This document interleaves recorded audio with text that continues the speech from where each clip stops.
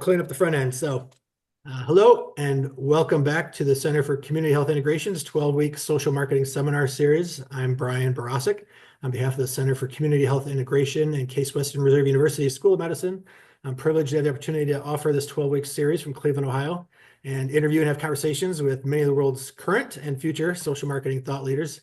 In some cases, they're academics in training, practitioners, all working in a collective effort to make the world a better place through what we know how to do best. And here at the Center for Community Health Integration, colleagues and I are testing new approaches for integrating system science with marketing science for pro-social ends. And one of the aims of this seminar series is to shine a spotlight on those persons, teams, and organizations that are studying and trying to practice in ways that address markets and marketing as forces for social good. Professor Samir Deshpande is here. Samir's name is well known to longtime social marketing researchers, practitioners, and authors. Joining us today from Australia is Samir. Samir is Director of Social Marketing at Griffith University, as well as being editor of Social Marketing Quarterly. And I hope we'll have time for Samir to share some of the amazing work that he's doing, including promoting social marketing research and practice throughout Asia. Samir, welcome to Marketing-Driven System Change. So glad you're here to join us. Thanks, Brian. I would like to say hello to everyone from Brisbane, Queensland, where we are a few days ahead of you guys in terms of time. That's right. I would like to start congratulating you, Brian, for initiating this YouTube series. I think it's much needed. We need more conversations which are readily accessible to viewers, existing leaders as well as upcoming leaders. So thank you very much for starting this and inviting me to share my thoughts. Thank you.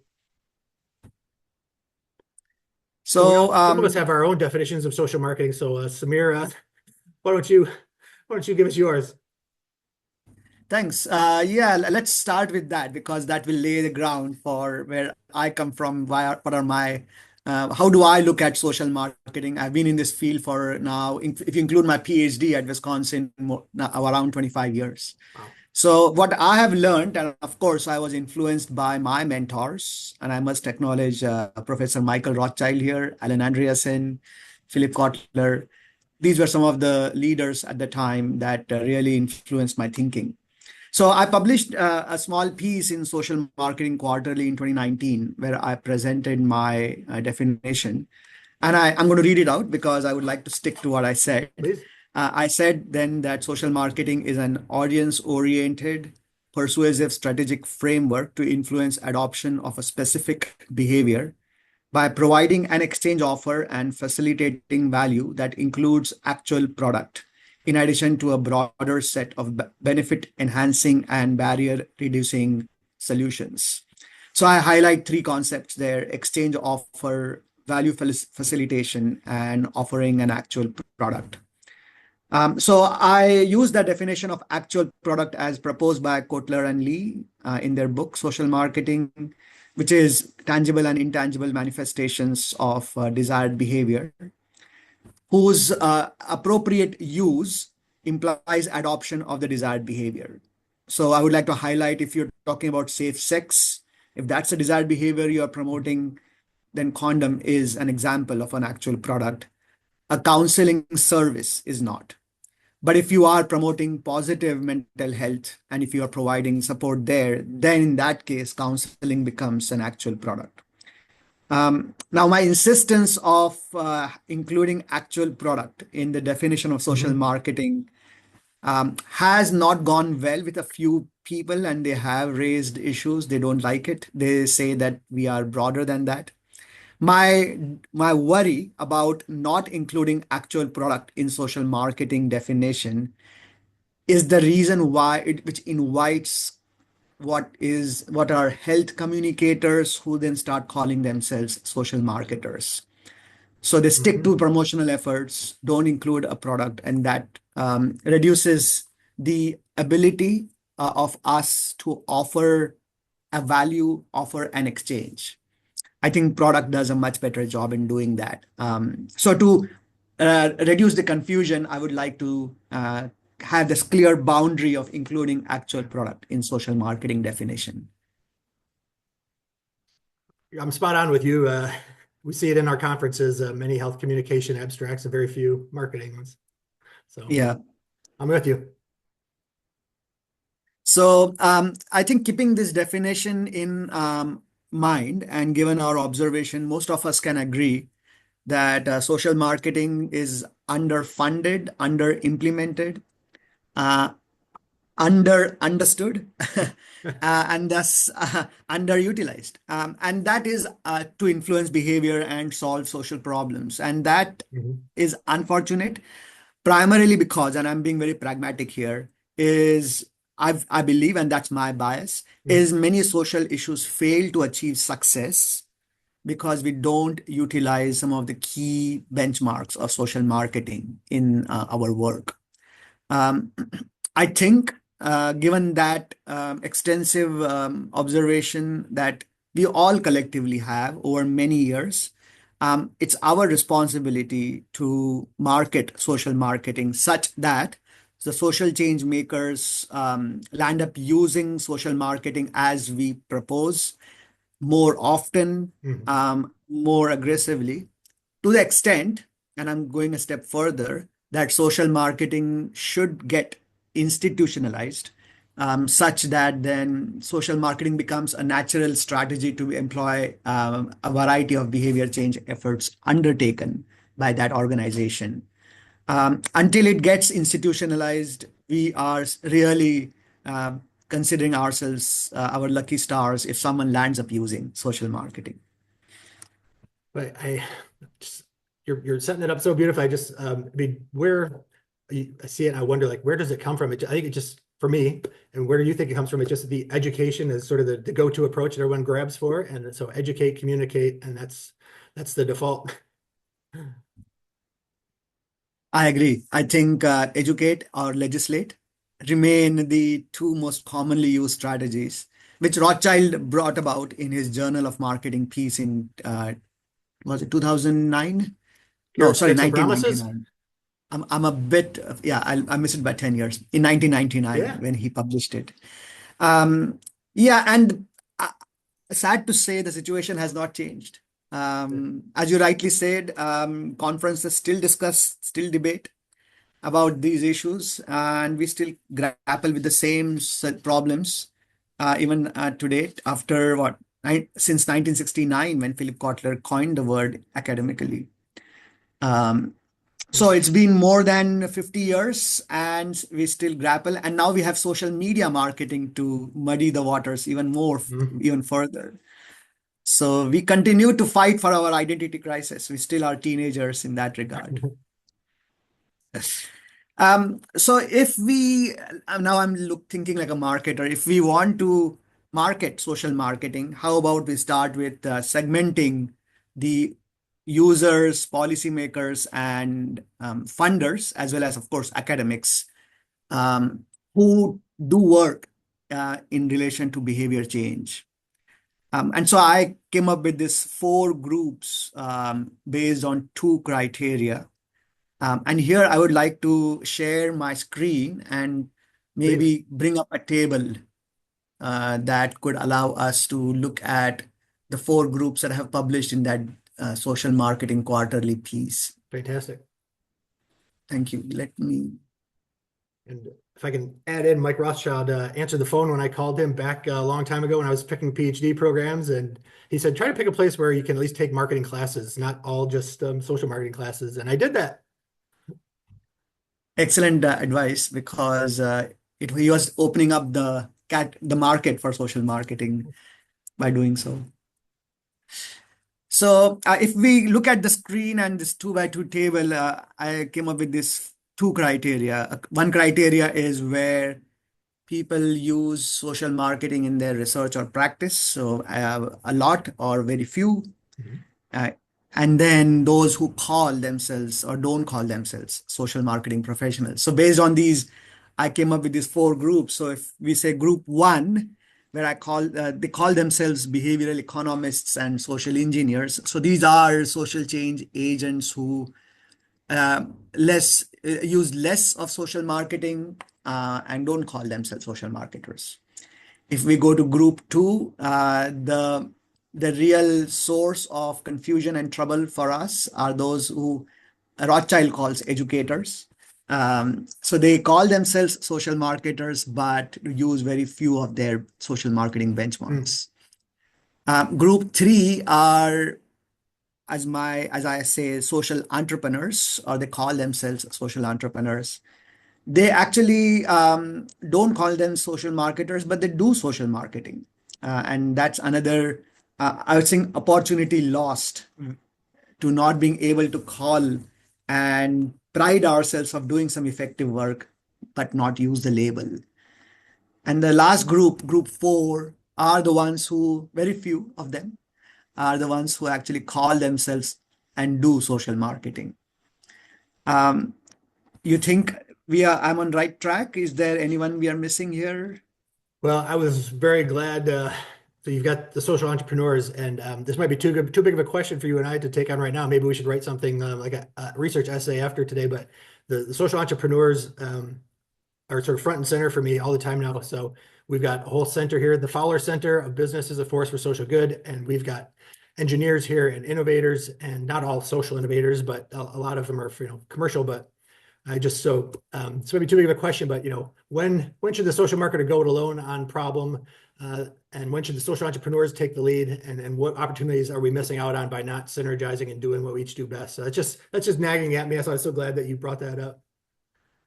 And I was actually going to make a point in a minute that we should be collaborating with some of these groups Don't let me steal your thunder. to make ourselves more relevant and productive. And so I totally align with your thought of social entrepreneurs. They come the closest to what we do, but we don't seem to be collaborating with them very often. Mm-mm. I agree. I haven't seen it. Yeah, so if we want to market social marketing, I think we should primarily focus on groups two and three, educators and social entrepreneurs. Okay. Um, just one point before I get into that detail about group one, the behavioral economists and social engineers. Mhm. Like you said, I think we should definitely collaborate with them, although they don't call themselves social marketing Mhm. marketers. The reason being, behavioral economists and social engineers occupy the mind space of policymakers and funding agencies. I agree. They get the seat next to the prime ministers and presidents of countries. And in recent years, Philip Kotler has shown frustration that social marketers don't get the same treatment. Mm. So rather than competing with them, I would say, why not join hands with them? Because that will be only beneficial not only to us, that sounds selfish, but actually will help the social change sector when these two fields come together and enhance the effectiveness of behavior change. Um, so I think if we focus on educators and social entrepreneurs for a few minutes, I think as a first step, like good social marketers, we should do formative research. We should try to understand the motivations behind their actions. What are the benefits and barriers of why these groups behave in the manner that they do? I mean, there must be the role of biases of the project managers, personal biases. Mhm. Then there are biases of the organizations, why they call or do not call and do not use social marketing. We should obviously consider the influence of funding agencies in these matters because if they say something, many times agencies follow. True. Um, in all true spirit and right spirit, I must highlight how USAID has been a good funding agency for social marketers over the years, especially in the non-Western world. Mm. But I can tell you a few examples where the influence of USAID actually drove the social change agencies to go and do more communication and less social marketing. Ah. Um, Due to the bias of the government of the day driving the agenda of what USAID should be doing. So funding agencies do play a role in Oh yeah. sometimes underfunding social marketing, and I would like to highlight that point. Um, so if we look at group two, which is educators, Mhm. we need to educate them about their misuse of the term social marketing. And more challengingly, if that's a word, we should persuade them to change their language and, more importantly, their practice, which means they need to start, if they want to call themselves social marketers, and there's no way we can monitor and police this, but we should tell them very clearly, if you want to call themselves and call their work social marketing, they should start using social marketing in as we believe it should be. Big statement. How do you do it? I mean, I have proposed a few strategies later on, but that remains one of the big challenges of our sector. And when it comes to social entrepreneurs, we need to convince them to maintain their practice, but start using the label of social marketing. And again, that requires some education on our part, and reach out to them and convince them why they should do it. What do you think, Brian? I think we probably could use a lot more time, but to try to be sort of concise, I mean, we're thinking, I think along the same lines very much so. And I know I keep coming back to sort of the conferences and sort of what I see there. And I think the size of our total tribe globally, I don't want to sort of push people out, but maybe it's a reorientation and sort of recognition of who does what best. And so I don't know what we call it, the social marketing communications and promotions people, like maybe that's what the health communicators and educators of our tribe do best. And I'd love to keep talking more after today about sort of the social entrepreneurs, because once there is that opportunity for not necessarily profit, but once money is involved, that changes the calculation, and skin in the game changes a lot of things incentives wise. So just I see it more clearly than ever being here at Case Western with the innovators and the Fowler Center folks. And yeah, I'm on the same page as you. You haven't got me off base yet at all. Yeah, and I think you raised that point of funding agencies, isn't it? Where the money comes in. I think we have a role to play in focusing more on influencing funding agencies on how they can fund and support social marketing utilization in behavior change efforts. So one thing that I don't see as much over here in the US. So I don't know where you would put maybe the upper right quadrant, the social and behavioral change communicators, the SBCCs. I don't see them as much in our space in the US, but I'd imagine you do. Yeah, I do. And we have been using different terms for the same tactics. Okay. So SBCC is the flavor of the day. Oh. It used to be called different terms, but I would put them more into that educators group. Okay. Because they do emphasize more of utilizing communication strategies and less so utilizing the overall marketing strategies. Got it. And yeah, they get a lot of funding. It's visual, right? There's a lot of stuff that gets put out in those campaigns. More visual and more visible, I guess. Right. Yes. So I guess one thing to delve into is, what strategies should we use to help market social marketing, especially convincing these two groups, educators and social entrepreneurs.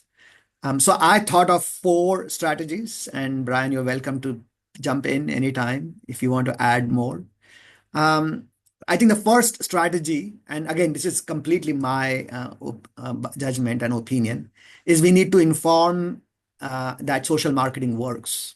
And you highlighted this point in your first session. I saw that. So in my own way, I think we should analyze the effectiveness of associating the presence of social marketing benchmarks and their influence on outcomes. So simply put, we need to show how higher the presence of social marketing benchmarks helps improve achievement of behavioral outcomes, and hence success in addressing social problems. Now, over the years, most scholars have utilized Alan Andreassen's 6 benchmarks, which he published in the Journal of Public Policy and Marketing in 2002. In recent years, I have come up with my own list. I have proposed that list, and I have many studies ongoing right now. But the 2 that I have published, one is in the context of physical activity promotion in the 2016 Journal of Physical Activity and Health article. And more recently, last year, I, with other collaborators, published an article in Journal of Pain in the context of back pain management. And in both the interventions, systematic reviews, Yeah. I could show that the higher the presence of social marketing benchmarks, the more likely these where a variety of interventions could achieve their behavioral outcomes.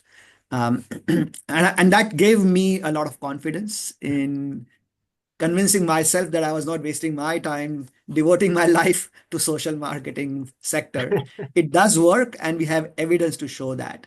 Um, and yes, those myriad of other scholars who have done the same using Andreessen arrive at similar conclusions. So we now have solid base of evidence to show that social marketing does work. And that's good. We need more of that evidence Yes. to come in, to be published and disseminated, because it gives us confidence that we are promoting the right product, if social marketing is to be considered a product by itself. The second strategy I can think of is even a step before what I just said, is to actually, we need more documentation and dissemination of social marketing efforts. Hmm. Um, I must acknowledge the valiant efforts of scholars and practitioners. So Nancy Lee, Jay Cassirer, Doug Mackenzie Moore, Yes. the upcoming and the ongoing case study section in the Encyclopedia of Social Marketing, which I'm editing, are all important efforts. And I'm just highlighting these, but there are many Yes. more across the world over many years. I'm sure you have been involved in publishing a few. So these are very important contributions. Um, our center here in Griffith University, Social Marketing at Griffith, in the state of Queensland, Australia, which, so as you earlier said, I'm one of the directors of the center. It was founded by Professor Sharon Rundle Thiele. Hmm. So one good thing about the center has been that we not only work with communities to carry out behavior change efforts, but we then follow up documenting that work in academic and non-academic settings. Yeah. And that's, I think, a model that academics should definitely follow. But I think all these efforts, and I'm completely acknowledging and appreciating these efforts, but it's still a drop in the ocean of what goes on. So if, and I'm purely randomly saying it, if there are 100 campaigns out there Okay. happening with using social marketing as they should be, I think only 5 to 10% of those campaigns are being documented.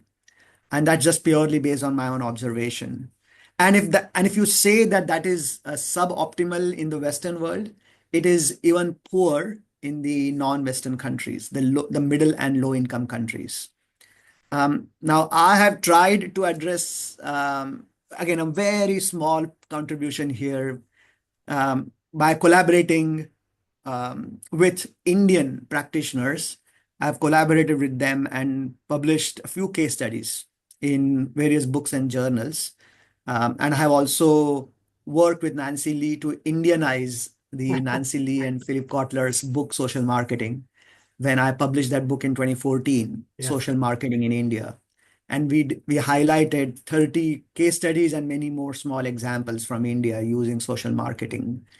And it has been highly appreciated in India because it really opens up eyes of students and managers who don't do social marketing or Yeah. don't know about it, that, aha, I didn't know marketing can do this. So they do really change people's opinions and their practices. Um, but again, small drop in the ocean. Need much more than this. And I wonder what can be done. I think we need to create incentives to encourage documentation. Funding agencies, again, can play a big role when they Hmm. insist that we will give you money. You not only design, implement, and evaluate your work, but also document and disseminate it, and afford some resources for that. I remember talking to a practitioner in India many years ago when I said, "You have done such wonderful work. Why have you not documented it? Or you have documented it only for the eyes of the funding agencies and never disseminated it beyond that." Ah. And uh, and she said, "Well, should I just sit? Should I? I would rather work in the field and do this behavior change effort than waste my time documenting it." And I was a bit Mm. surprised by that statement, but if that is what practitioners are thinking, then that could be one of the reasons why documentation is lacking behind. I'd love to ask, maybe you're going to get to this, so I'll zip it if you're going to get to this, but I mean, what are you seeing sort of over in your part of the world where you operate? Because it seems to me like we kind of answered the question, can social marketing work? Does it work? Yes, when you do it right, benchmarks and all, it works. So where's the question now of comparative effectiveness? Looking at our educators and our social entrepreneurs, what's the comparative effectiveness question might be the more pressing one. How do we compare? Are we a better return on investment? Are we more sustainable? So that's just something I don't see many comparative effectiveness research studies, which would be time consuming and expensive. I know. I think I like that question. If you compare with educators, which means interventions that show low presence of social marketing benchmarks, Mhm. I think the works that have been done using benchmarks have been successful in showing, at least on the outcome basis, that social marketing is superior Okay. to education only approach when social marketing is appropriate. So not every time you need to use social marketing benchmarks. I can think of an example in Canada when there was an effort made to reduce the sudden infant death syndrome Okay. among infants. And the solution was to basically ensure the baby sleeps on its back and not on the tummy. That it prevents suffocation and reduces mortality. We don't need marketing for such an effort. Education is sufficient. And so Health Canada did a wonderful back to sleep campaign, and it worked. Creating awareness was sufficient Okay. because, and I'm using Rothschild's model here, I can see it. the mothers who were sufficiently motivated to keep their babies alive. I'm sorry, it's a tongue-in-cheek statement. No, no. Um, they don't need an opportunity, they don't need services to do this kind of work. Um, they had the ability to put their baby on the back. All they needed was awareness.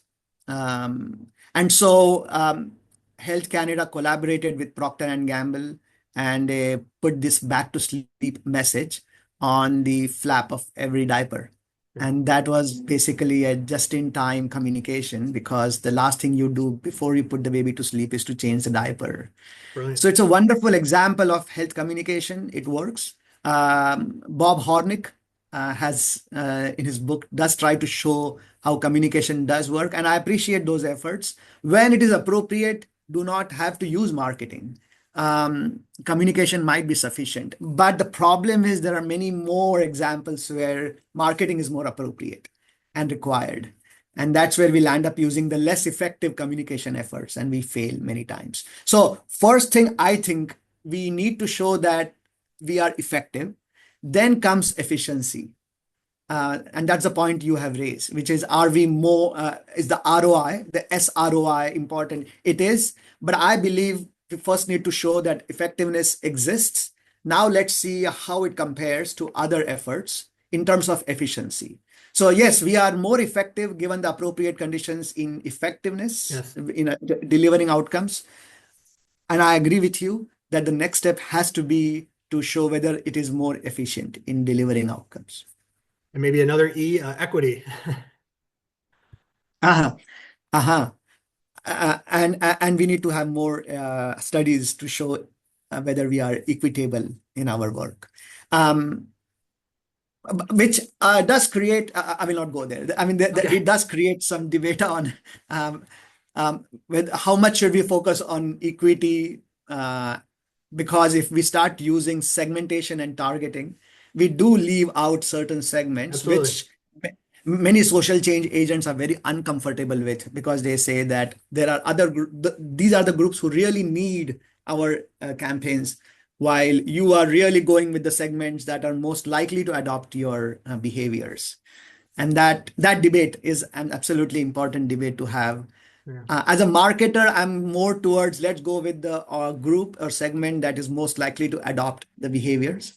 And then we can create some norm in the society to also influence that other segment who really needs it.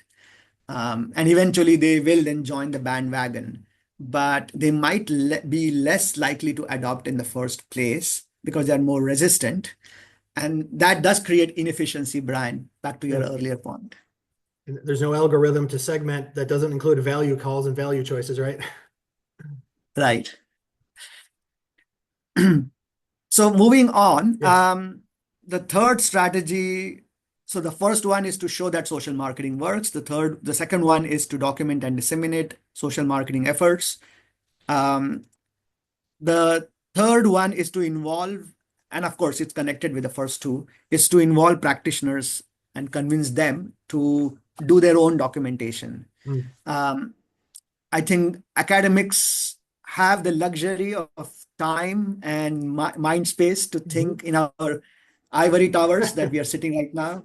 Uh, and we do get some incentives. It's part of our KPI to document and to Yep. publish. But the real source of knowledge is practitioners. So if they can produce and document it themselves, um, or as scholars like Liz Foote have been talking about, is to collaborate with academics. Yes. I think that will improve that will help us achieve our agenda of documentation and dissemination. And again, that is lacking. So here at Social Marketing Quarterly, which I have Mhm. been editing for last 10 years now, we have consciously given space to practitioners by asking them to publish their work as case studies. And we have tried to provide some kind of training to them at conferences like the International Social Marketing Conference by organizing workshops um, to, again, convince them the importance of documenting. But again, it's as we have discussed so far, it's a work in progress to convince them. And I don't disagree at all. And we, in addition to sort of talking about sort of who we work with and be participatory in community, right? We want to publish with our community partners that we work on problem ABC. What's the incentive for them? What do they get out of spending time helping us write a paper? What does a community coalition get out of writing a paper for a scholarly article? Exactly, especially when it's not part of their KPI. So either make it a part of their KPI, and that's where funding agencies come in, or collaborate with academics and give them the responsibility of ensuring that documentation happens appropriately. Hopefully we'll get this point taken up in our LinkedIn group after they see this recording. Mm. Mm. Yeah. And I think the last thing is something that we all do, which is conduct training through master classes, the MOOC, so the massive open Mhm. online courses like Coursera. Um, yeah, I think, and again, people like Nancy Lee and other scholars have tried. Um, Conferences are a great place. I think we should acknowledge efforts by Jeff French here of organizing conferences in various continents around the world, which brings together these various stakeholders, and training happens in these conferences. Um, Here at Social Marketing at Griffith, we are, I believe, leading trainers in Australia in social marketing space. Doug Mackenzie Moore has done a Yeah. fabulous work around the world doing that. But again, and hence we need more centers and institutes which explicitly call themselves social marketing, um, because then you automatically come up with training opportunities. And again, I bring back Jeff French, his work in forming coaxing and convincing people to start continent-wide social marketing associations, and the global body, of course, which he is currently the president of, has been also instrumental in bringing together stakeholders and organizing such training opportunities. Um, is definitely an important effort in that direction. And Yeah. maybe you probably do this, but you do this already or tackle this quite well in your shop over there. But business schools that are used to sort of training their students how to do case study research and do it really well. And Mhm. coming from like a public health background, you're talking about randomized controlled trials and sort of those types of study designs done in medicine. And I think we I come from the health side, so we never really we should do a better job, I think, teaching how to do really good case study research, what makes it much easier to write up the case studies for the scholarly outlets. And I think, excellent point. I completely agree with you. I think that what you just said should be offered as a training seminar, as a master class. Not just document, but how to document it as gold standard of writing a case study. Um, I would, yeah. and that requires to think of a randomized controlled trial at the time of documentation is too late. It has to be done at the time of designing the intervention and at the time of designing the evaluation component. So it also tells you how many of these decisions have to be taken at the very start of Yeah. designing an intervention. So I agree. I think there are many more topics that could be included in master classes. Um,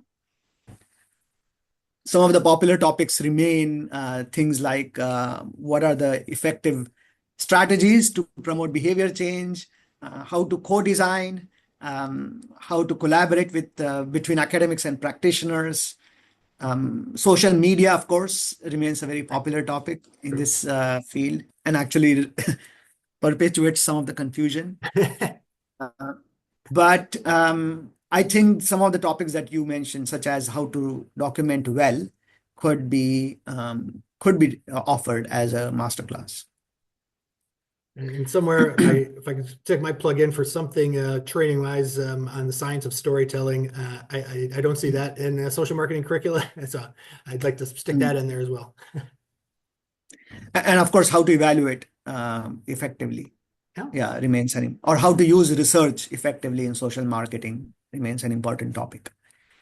We have our work cut out for us. And I'm sorry. We have our work cut out for us. Yes.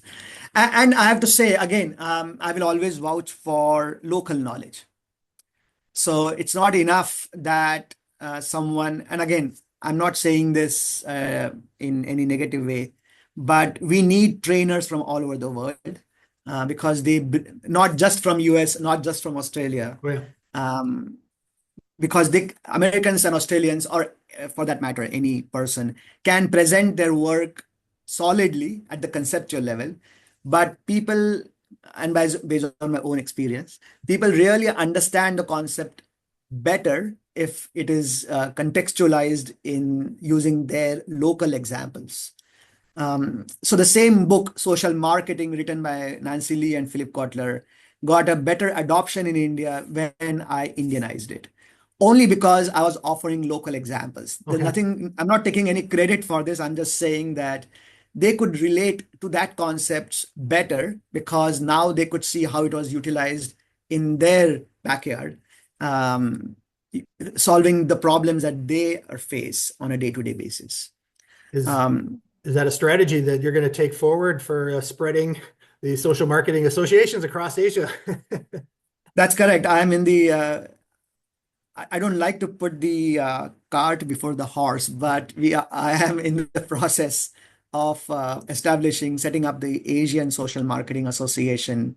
And I have gotten a lot of support from countries within Asia. We have 48 countries and 3 territories as recognized by the United Nations. So if we can establish, and that's my really bold and ambitious goal here, is to see as many national or regional associations established within the continent. And I'm working with some of them right now. It would be wrong of me to highlight those efforts when they're still in the embryonic stage. But the more we see the national and regional associations, not just in Asia, but around the world, and of course, the continent-wide organization that is a conduit between the national and the global body, the more we are going to see not only coming together of social stakeholders, not only marketing of social marketing, but the efforts to do that, which is the strategies I have highlighted. which is more documentation, more masterclasses, more sharing at the local contextual level, which that contextualization then improves marketability of the framework. I think we've, sort of shared in as well some of the things that concern me, and I'm coming at it from a U.S. perspective, and so some of the publishing trends concern me in certain ways. But well, I like to end optimistic, because there is a lot of good momentum, and the associations they're surviving on volunteer work. But what gives you the greatest source of hope, Samir, for why get out of bed and keep sticking with social marketing every day of your life? What's the greatest source of hope for you? I like to end positive. Absolutely. No, I think on a positive note, I mean, let me start more broadly, although Okay. there are people who will disagree with my optimism, Okay. given the current political social scenario and the ongoing wars around the world. Um, but if you really step back and compare ourselves where we are in 2025 vis-a-vis, let's say, even 1925, and look at all the social indicators, developmental indicators, human growth indicators, I think we are much better off today than we were 100 years ago, despite having gone through so much chaos and crisis and tragedy. So we are definitely, as humanity, we are going in the right direction. I mean, humans are, the society is like a drunk a human being. We take 2 steps forward and 3 steps backward, and we go sideways a few times, and we fall, and we get up. But I think we still go further forward. So I remain optimistic about society, about humanity. Um, does social marketing play a role in that progress? Um, yes, I want to believe that, because of the many, many examples that we got Mhm. in to back up that claim.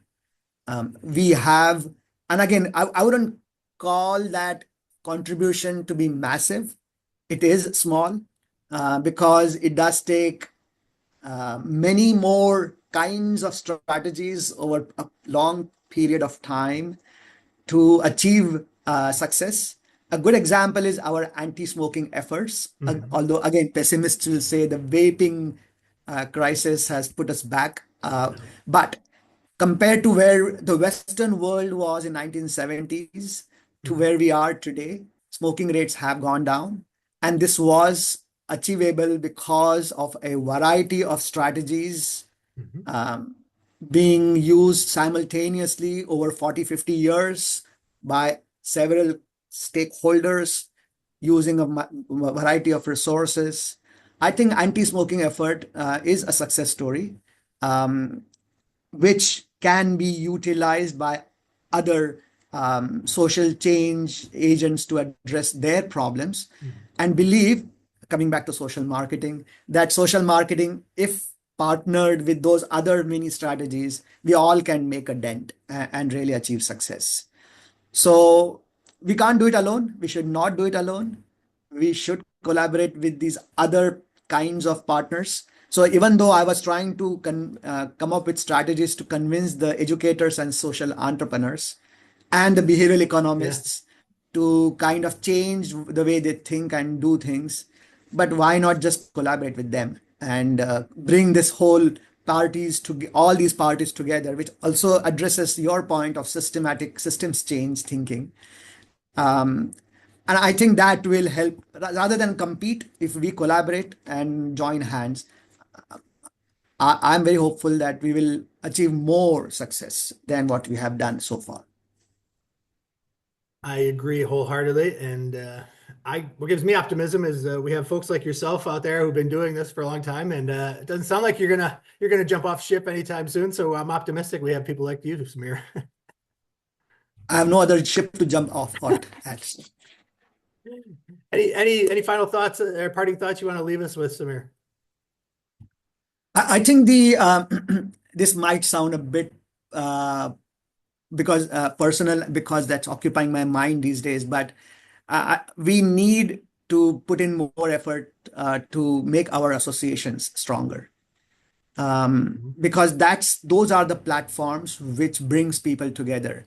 You and I can work individually on our small Mhm. little research projects, and we can have this 2 or 3 publications a year and pat our back when we get 3 citations on Google Scholar.